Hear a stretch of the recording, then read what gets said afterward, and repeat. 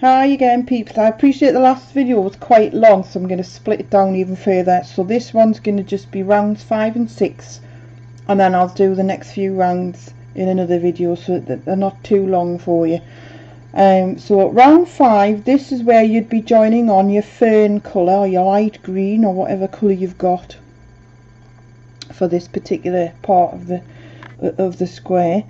And it's asking us to join in any 2 chain space made on the previous round. Now the 2 chain space is this space here, so it's a corner.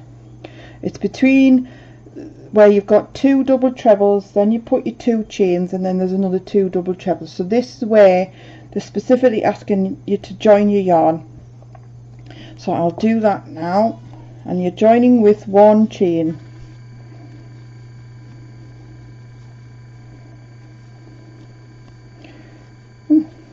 There, so there's the 1 chain. Okay, and then they're asking you to put 3 double crochets in the same space. So you're working into the chain space. You're not trying to work into the chain itself, you're working into the space that the chains have created. So that's 1, 2 and 3.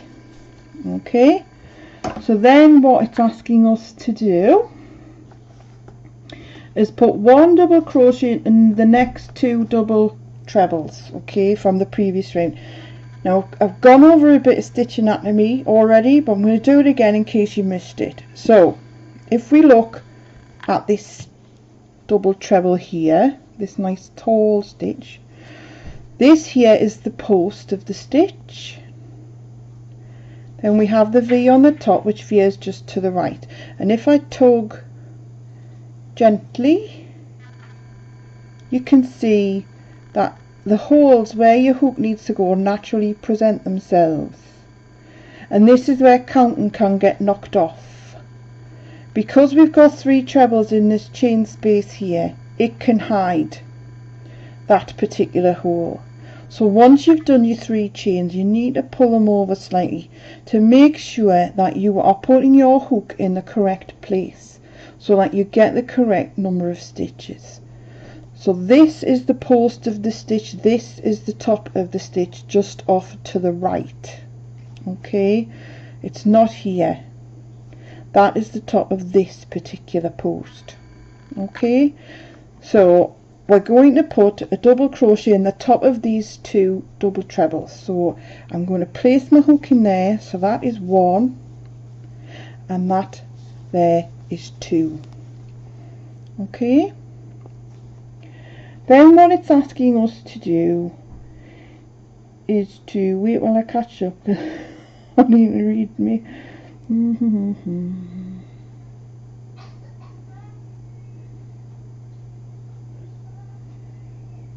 Right, so 1 double into the next chain space, which is this one here. Yes,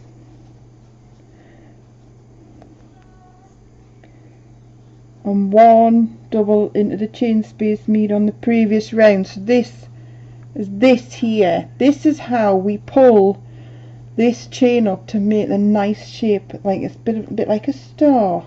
So we do 1, then what we do is we collect the pink.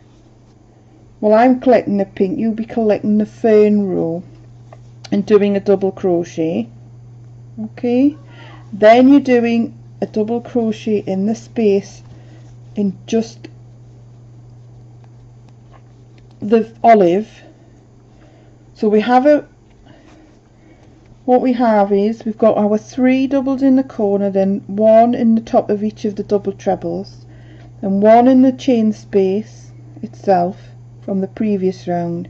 Then we're collecting and putting 1 in the chain space from round 3 to pull that chain up to meet. Then we're going back into the chain space of round 4, and again we're coming to a point where it's asking us to put a double crochet in the tops of these trebles. So again we need to identify exactly where we are going to be putting our hook. So if I just take this hook out temporarily to show you, so we've got the 3 posts of the stitches here.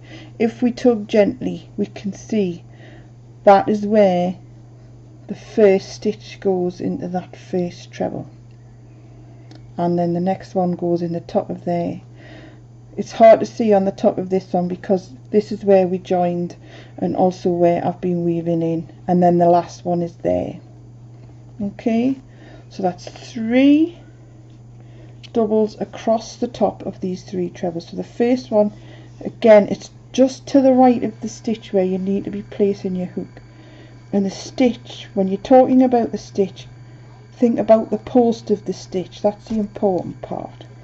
I'm just having I might have to change down the hook size here to get this in where I need to, because I pulled that join quite tight and it ain't letting us in.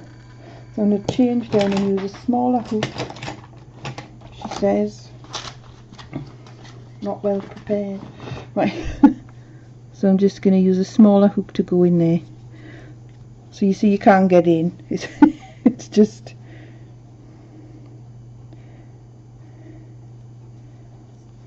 Right.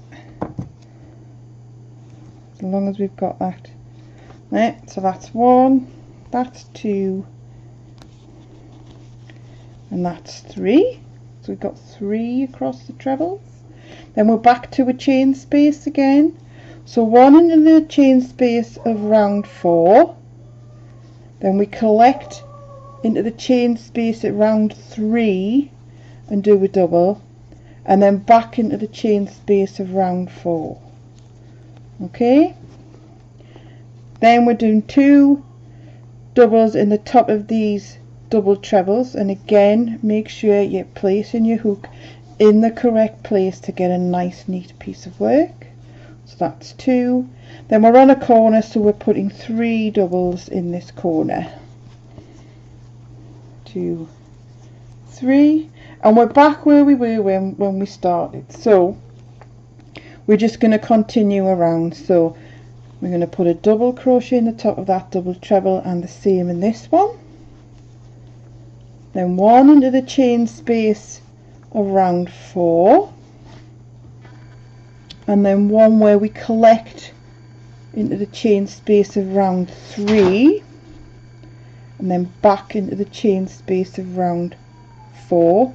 Then we're going, as you can see much clearly on this particular cluster of 3s, exactly, if we give a little tug, you can see exactly where your hook needs to go, and it's just to the right of the post of each stitch. Okay, so carry on. So we need to put 3 doubles across the top of here. 1, 2, and 3. Then we're coming back to a chain space, so we'll put 1 in the chain space of round 4, collect in the chain space of round 3 to pull that piece of chain up, and then another 1 into the chain space of round 4. Then we're back to our double trebles again. So 1 in the top of the first one, 1 in the top of the second one.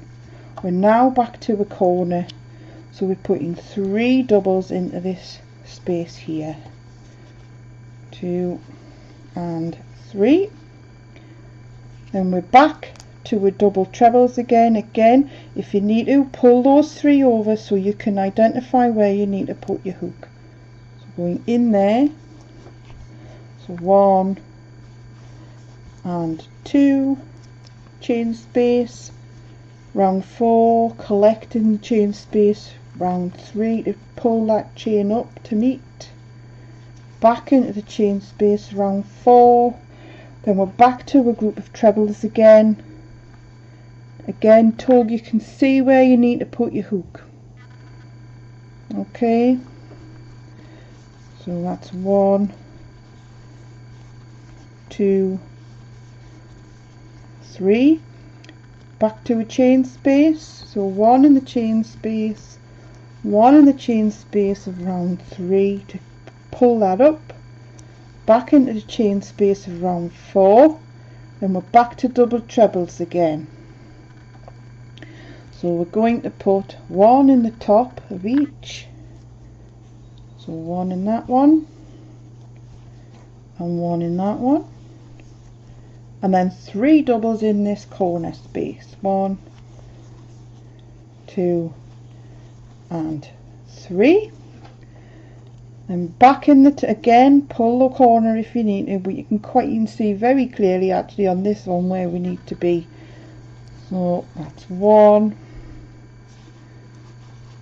2 in there, and then we're back to a chain space. These are just my woven ends, I'm getting them out of the way. So 1 in the chain space of round 4, 1 collecting the chain in round 3, back into the chain space of round 4, and then we'll double in the top of these 3 trebles, and we're almost back to where we started.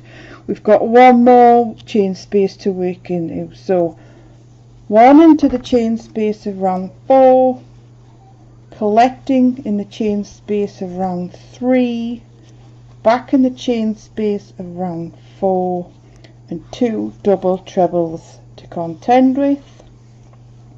And then I'm going to just do my usual join. I'm not going to explain it all again.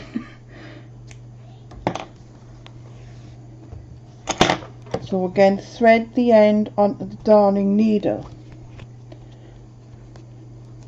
Remember, this tail actually forms part of the first chain at the very beginning, so it needs to stay at the back and out of the way until we can deal with it. So through the front to the back of that very last one, back down through the last stitch that you've just done. We're pulling this one tight because we don't want to create an extra stitch, and then up the back of the first, and then we're just going to weave it around. I'm going to just try and do it a bit quicker because it must be boring if I see it's weaving up and down. There's only so much weaving one can watch. So we'll go. I like to go a fair way around because I like to make sure my tails are anchored in, and always, as usual, end on a downstroke so that your tail is at the back of your piece of work. And we just need to deal with this last one here.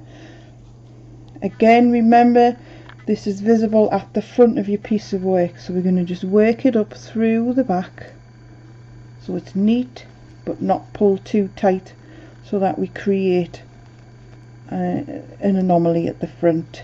And again, oh no, we're not going that way, so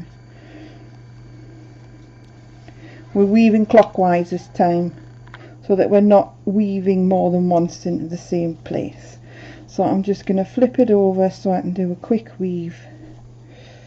Up, down, always through the, unless you know you're going to be only working in the front loop only, I always tend to weave down the back loop because it keeps your tail at the back of your piece of work. I'll just do a couple more, so we're on a down, up, down, up, down, up, down, up and down, pull. So that's them down. So that's that round done now. And as you can see, where we've collected into round 3, it's really pulled those chains up, so it's more of a star, which is how the pattern looks, and it looks quite nice. So now I'm changing to blue, but I believe we're changing to mint for round 6. If in the original pattern, obviously. So I'm just going to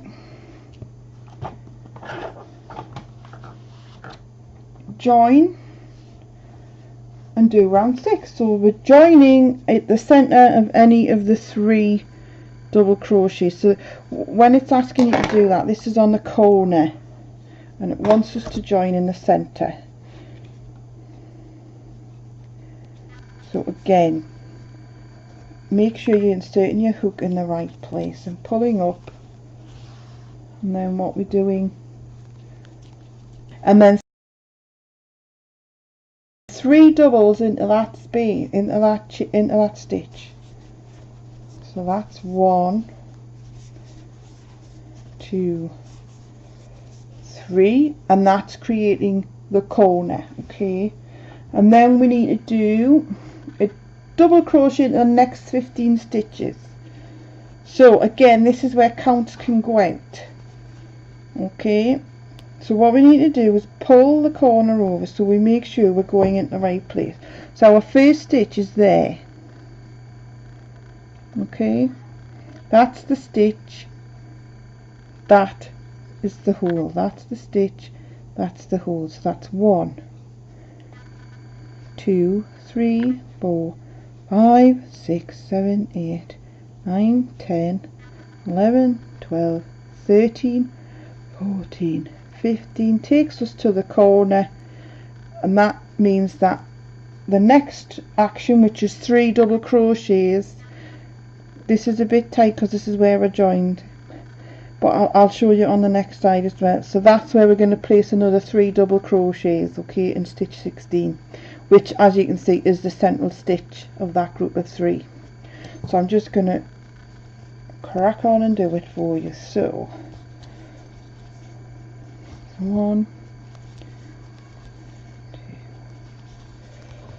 3, 4,